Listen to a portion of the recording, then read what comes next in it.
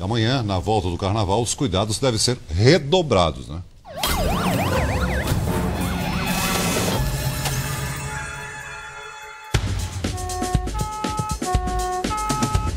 BR-381, Minas Gerais. Bastou uma curva para o esportivo do ano virar sucata. Na batida de frente, 2 semanas atrás, o motorista do outro carro foi lançado para fora e não resistiu.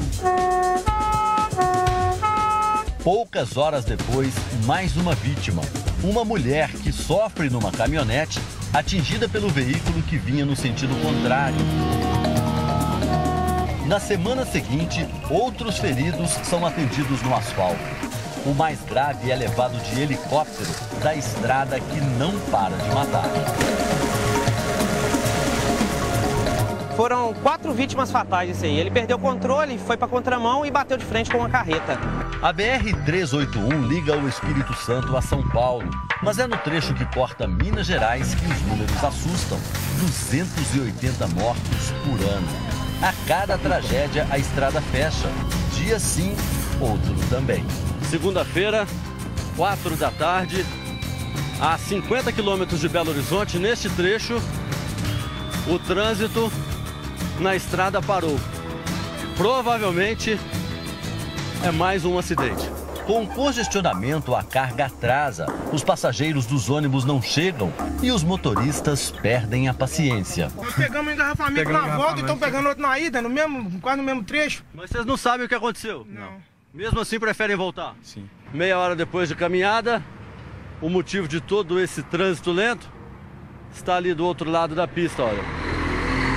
Aquele carro ali se envolveu num acidente. Está bastante destruído na parte da frente e também na de trás. Parece que o senhor que estava dirigindo, o motorista é esse aqui. Vamos conversar aqui rapidamente com ele para saber o que aconteceu.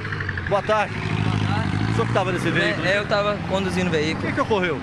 Veio um caminhão em alta velocidade, ao ver, né, que o trânsito estava parado, tentou frear, o caminhão virou em L. Ele veio, bateu na minha traseira e pressionou o meu carro no caminhão da frente. Essa parte toda estava embaixo do caminhão. Olha o teto também como é que ficou, né? Completamente destruído. Né? E a frente vocês podem ver também que está toda destruída também. Tinha um caminhão na frente, né? Foi pressionada. A carreta que se envolveu no acidente é esta aqui. E aliás, neste momento, já está até sendo guichada. Boa tarde, senhor. O senhor que estava dirigindo a carreta? É, sou eu mesmo. O que o senhor acha dessa estrada aqui? Horrível. Senhor, horrível. Isso aqui dá medo, isso aqui, ó. Na volta para Belo Horizonte, outra interdição, a segunda em 4 horas. Desta vez para ajudar este caminhão. A carga ameaça tombar. O motorista se viu obrigado a estacionar no acostamento da estrada que parou no tempo.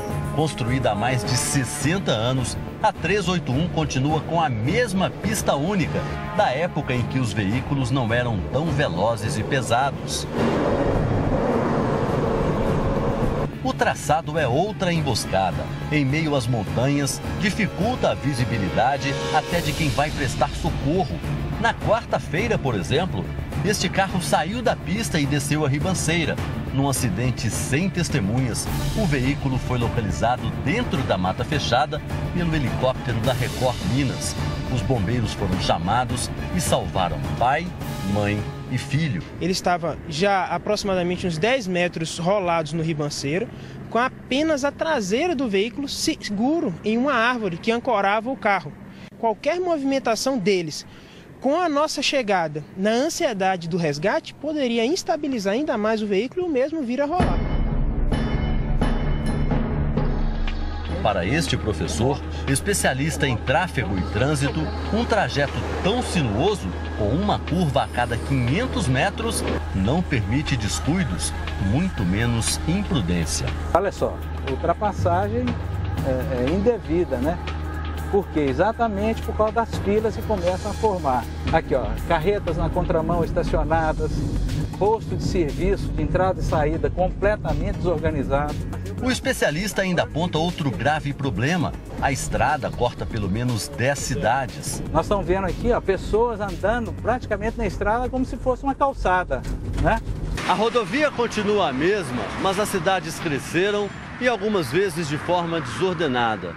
Neste trecho da estrada, por exemplo, todas essas casas foram construídas em local proibido. A calçada passou a ser vizinha do asfalto. Quem vive aqui está literalmente a um passo do perigo. Vai atravessar ali, o carro pega, carro tomba, quando o carro entra aqui, vem carro de lá para cá, bate, mata os outros. Nós vamos entrar agora no trecho mais perigoso de toda a estrada.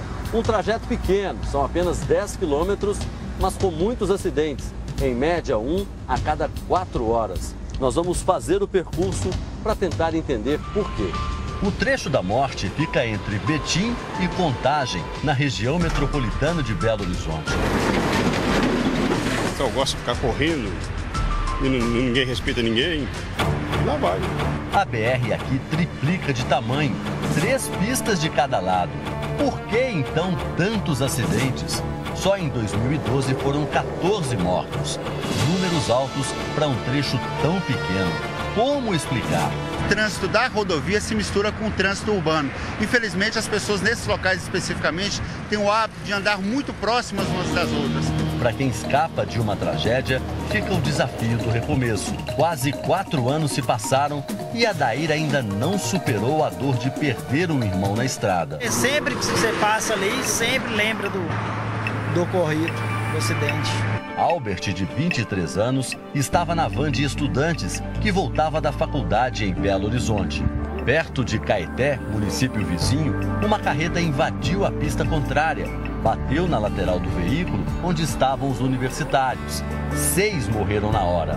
Adair foi um dos 9 feridos. É uma dor que você não tem como, não supera, não.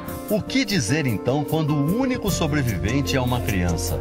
Como dar a um menino a notícia da morte dos pais, da tia e do primo que estavam no mesmo carro? Meu nome é Gabriel Antônio de Carvalho, tenho 7 anos.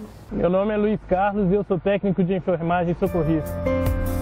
Uma fatalidade fez Gabriel e Luiz se encontrarem na 381. Na única cena da tragédia, o menino aparece na maca. O carro da família tinha acabado de entrar debaixo de uma carreta. Todos morreram, menos Gabriel. Você lembra de alguma coisa? Não. Você estava dormindo? Não, mas Dindinha disse que eu estava acordado.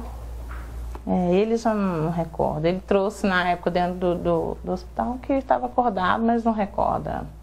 O veículo dirigido pelo pai dele atravessou a pista e bateu no caminhão.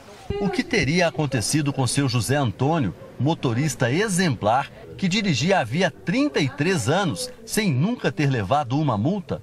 As causas do acidente ainda são desconhecidas.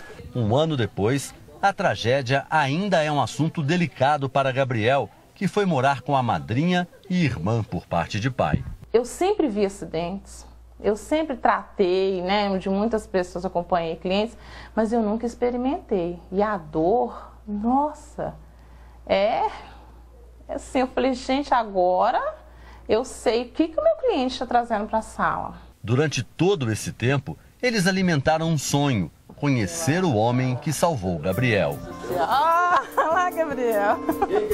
Quem que é esse aí? Eu vi só a foto. E aí? Quem é esse aí? Levanta aí. Aí, Gabriel, depois de quanto tempo, hein? Na hora do acidente, o horário de Luiz, voluntário de um serviço de resgate, já tinha terminado. Mas ele decidiu ficar para atender aquela emergência. E ver toda aquela situação, e chegar e deparar com ele, somente ele lá gritando, pedindo socorro, foi comovente até para nós mesmos profissionais. Ele gritava por socorro? Ainda nos primeiros socorros, uma revelação surpreendente. Eu tô assim, como é que você chama? E ele só gritava. Falei, se você não falar o nome pro tio Luiz vai te chamar de Gabriel. E você nunca tinha visto ele assim? Nunca. Jamais imaginava que o nome dele fosse Gabriel? Jamais. Minutos depois, outra coincidência. Quando eu liguei, eu falei, eu não sei se o nome dele é Gabriel, mas chegou uma criança, assim, e eu queria saber notícia. Aí ela falou, não, é o Gabriel Antônio de Carvalho. E aí eu fiquei pilhado, falei, tem condições. A situação do acidente, acertar o nome, ter o meu sobrenome.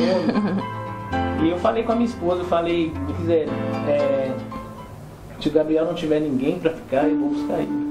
O rápido socorro de Luiz foi fundamental para salvar a vida de Gabriel. Talvez os dois jamais esqueçam as cenas da tragédia, mas a partir de agora não estarão mais sozinhos. Eu quero que você saia da minha vida, mas não. Não vai sair, né, Gabriel? Vai ser amigo pro resto da vida. Tá bom, campeão?